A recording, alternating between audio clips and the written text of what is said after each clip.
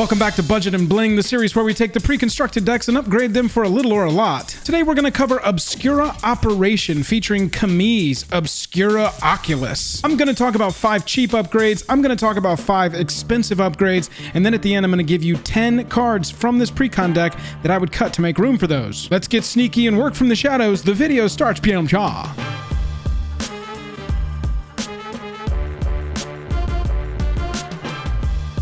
Highest level of gratitude to our patrons who power the channel through Patreon. Check out the Patreon link in the description to learn about monthly giveaways, VIP Discord access, and even our official playmat. For a limited time, join the Patreon at any level and receive a free Jake or Joel Neon Dynasty sticker while supplies last. Hello and welcome to the day. Thank you for spending your time with us. Welcome back to another episode of Jake and Joel Are Magic. I am Joel. We're going to go over the Obscura Operation precon deck and the budget and bling upgrades that I would make to make it immediately more competitive. But before we get into it, if you would, hit that like button by the end if the video gives you any value at all, and big shout out to our channel sponsor Dragon Shield. If you want to shop Dragon Shield products, use the link down in the description below. Let's talk about this commander.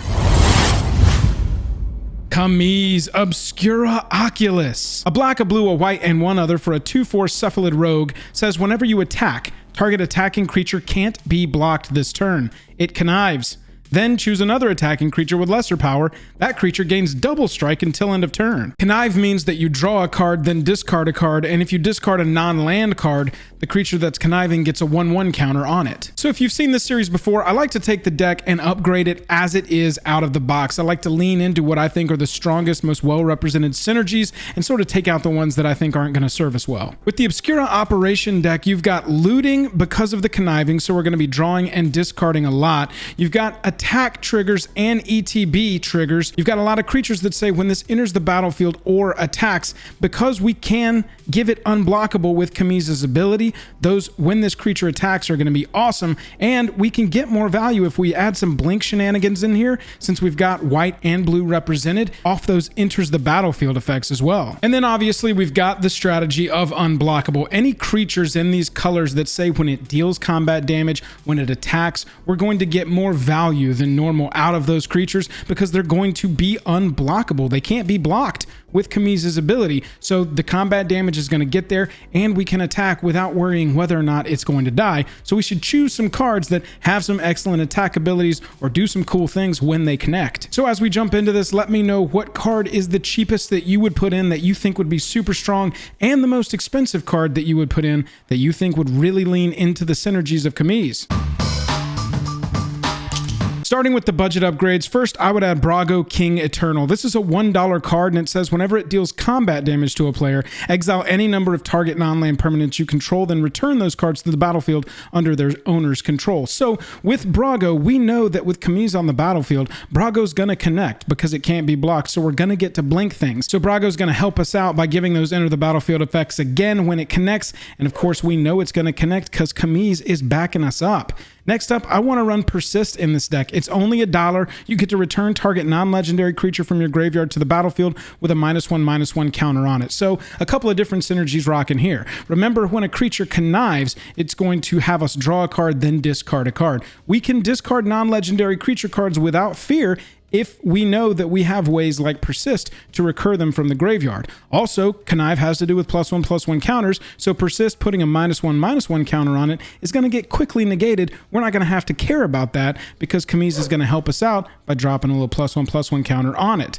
Now, I definitely want to be running Drake Haven in this deck. Whenever you cycle or discard a card, that's the relevant piece, you may pay 1. If you do, create a 2/2 blue Drake creature token with flying. Then, obviously, with the Kamiz attacks, these Drakes can be attacking in, either unblockable or gaining double strike. You can be putting counters on them. You're going to just get the air filled up with Drakes every single time we get to connive. Any cards, and you'll see a few more in this video, that say when you discard a card are going to be excellent in this deck because hopefully we've built it right and we're going to have a lot of creatures attacking. We're going to have a lot of creatures conniving. Archfiend of Ifnir is another one of those cards. This card is only $2 and it says whenever you cycle or discard another card, put a -1/-1 counter on each creature your opponents control. It also has cycling just as a bonus, so that we can pitch it early, get it back later with some of our recursion, which in a deck with black in the identity, especially one that's discarding a lot of cards, we definitely should be running some recursion. But Archfiend of Ifnir as this like slow build removal that gets around indestructible on your opponent's creatures, it's pretty excellent. And that's going to happen every time we discard another card, including when we do it when we connive with Kamiz's ability. Lastly, in the budget section, I want to add Bone Miser. It's a $3 card. It says when you discard a creature, create a 2/2 black zombie. Whenever you discard a land, add 2 swamp mana. Whenever you discard a non-creature, non-land, draw a card. This is just excellent in this deck. It's giving us more value off of conniving. These are the kind of cards that I want to lean into when we've got an ability that's going to be reliably looting through our deck the entire game.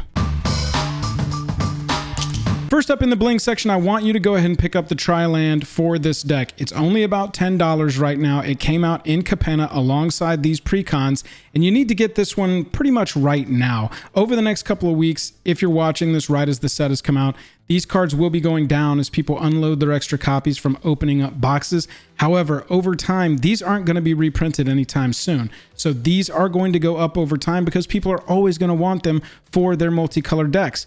And look, this one has even more synergy. Normally, I wouldn't just say, hey, pick up the good lands for this deck. But this one has cycling. We're running a lot of cards that say when you discard. So it's actually even more synergistic in our deck beyond just being providing our 3 colors. So I think you should go ahead and pick it up now. $10.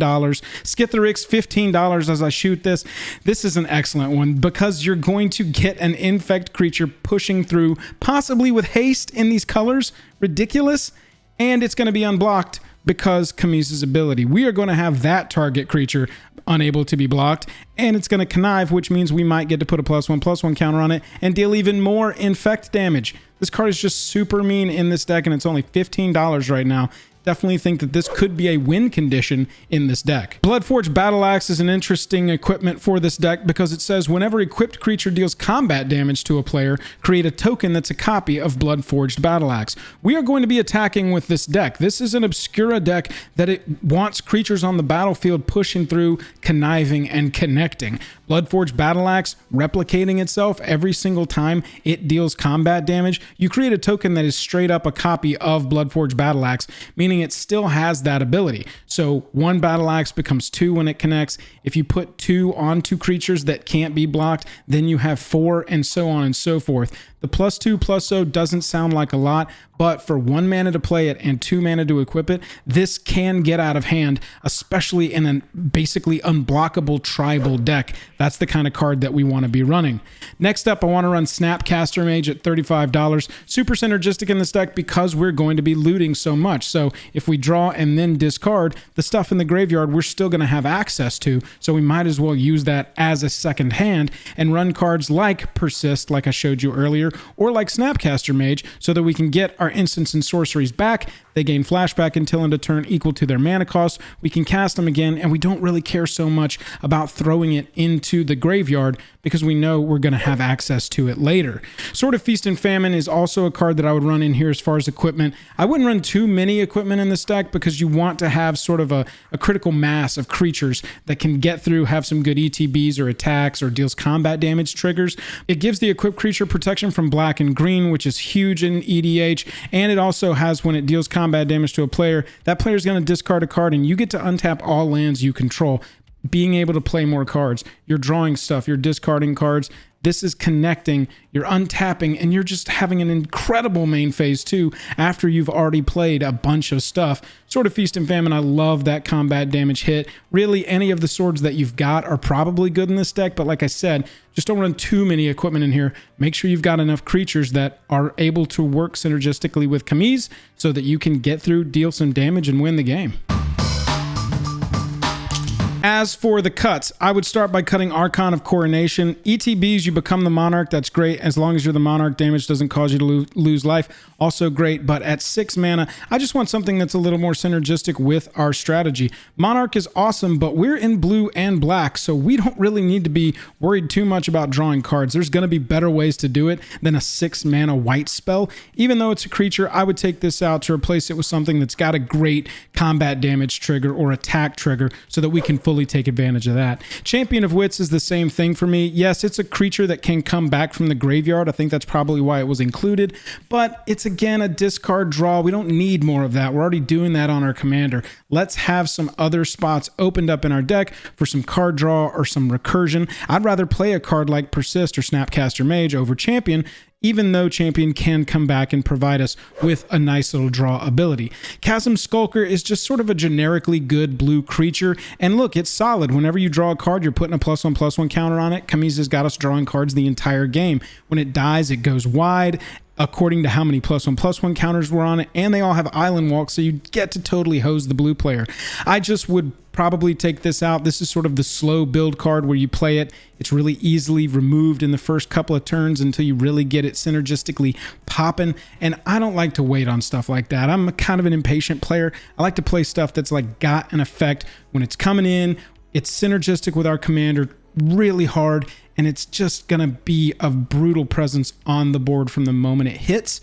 And Chasm Skulker's sort of a slow burn. Some players really like cards like that. I just personally don't. Ghostly Pilferer makes sense. It's sort of an unblockable tribal deck, but I would take this one out just because it's kind of low stakes. When it comes untapped, you can pay 2, you get to draw a card. That's cool. You get to draw a card when an opponent casts their commander, basically, which is also kind of cool, and then discarding a card makes it unblockable. We don't need unblockable, particularly built into many creatures, because hopefully we're playing our commander and we're protecting it, so we're going to automatically be getting unblockable anyway on creatures. Same thing with Drana Liberator. I understand, again, when it deals combat damage. I told you that's the kind of cards that we want to be running, but this one putting a +1/+1 counter on each attacking creature you control, just sort of low stakes. I want a little bit more out of our combat damage hits. We've done all this work to hit our opponent. We don't really want just everything on our line growing by 1. We're not creating a bunch of tokens with this deck. You know, we've got a bunch of creatures that are cards, so we're not going super wide to really take advantage of this.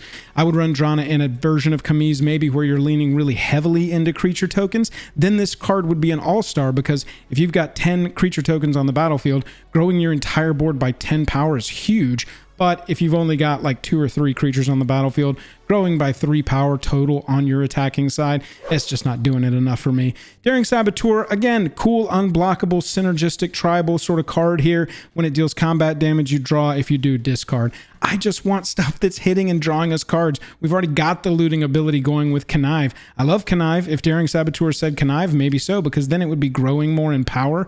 But I just don't want really a low stakes card like this that isn't going to have a huge effect when it hits the battlefield. You can see I'm sort of taking out some of these low stakes cards that are really into the unblockable thing that we already have built into our commander, and leaning more into the discard stuff that we're going to be doing with cards like Archfiend of Ifnir or some of our recursion stuff. That's where I want to live with this deck.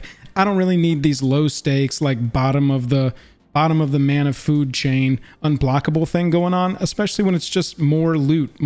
That's really all those creatures have done so far that I've showed you. Profane Command is another generically good card that until you get some of these cards that I've talked about or some of your other own upgrades, you may just want to leave in, because you are going to get 2 modes that are pretty powerful. Target player loses X life. You're probably not going to run a lot, but return target creature card with mana value X or less from your graveyard to the battlefield. Very good. I like that. And target creature gets -X until end of turn. Also really like that. Again, I just want cards that are more into our synergy. I would say this is more of a generically good black card that can really be a great placeholder until you find something that really plays well with your draw discard, even more so than your recursion engine there that Profane Command has as a mode. There are better ways, cheaper ways. I showed you one to recur your stuff. You don't necessarily need this to be fulfilling that role. Next is a card called Life Insurance, and I like this card, don't get me wrong. I just don't like it in this deck. Whenever a non-token creature dies, you lose a life, you create a treasure token. This goes in Aristocrats deck, in my opinion. This doesn't go in our sort of like strange, obscura, attack-centric combat damage deck. We want to be leaning more into abilities like that. We're unblockable. We're getting through. We're living in the shadows. We're not running a ton of like creature removal, board wipe, stuff like that, because we want our board to maintain itself.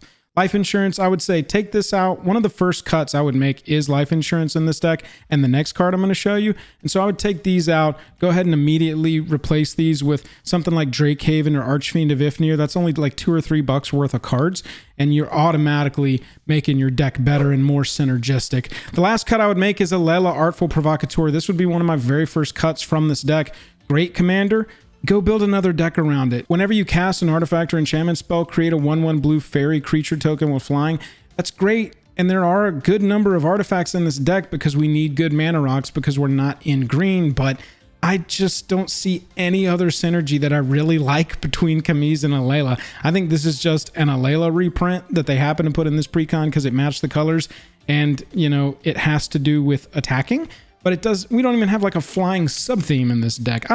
This card just doesn't belong in this deck. It's a great card. Take it out, go build an awesome commander deck made around artifacts and enchantments that's in these same colors, and you'll create a bunch of flying fairies that are all mean in the air, and you'll have another commander deck alongside Obscura Oculus, which probably you can just pull any budget card and replace it with this, and you're immediately making the deck better. Those are the upgrades that I would make for Obscura Oculus. If you have any questions for me about any of my picks or cuts, let me know down in the comments. And if you have any killer cards that absolutely belong in this deck, please drop those in the comments as well so that people can learn from people smarter than me. Other than that, if you got any value from this deck at all, the best thing you can do for us is hit like or hit subscribe, and or share it with a friend who maybe wants to build Obscura Operation, or maybe you just want to give them a taste of what's coming their way next game night, son. Hop into our Discord if you want to plug into our Commander and MTG Finance community. Other than that, I'm tapped out. Catch you later.